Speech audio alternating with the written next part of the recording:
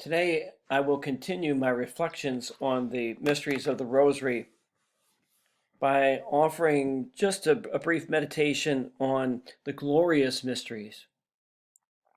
The glorious mysteries celebrate some of the most beautiful events in our salvation history: the resurrection, the ascension of our Lord, the descent of the Holy Spirit upon Mary and upon the apostles at Pentecost, the Assumption of the Blessed Mother, and the crowning of Mary, the Mother of God.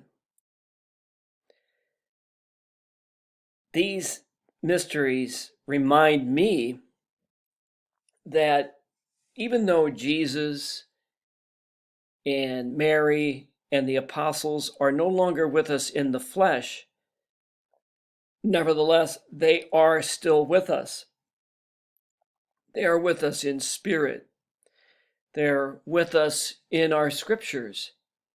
They're with us in our prayers. And it reminds me of something else. These mysteries remind me of something else, that we are the ongoing presence of Christ in the world today. As the church, we are the presence of Christ in the world today through our love, our compassion, our mercy, and our justice.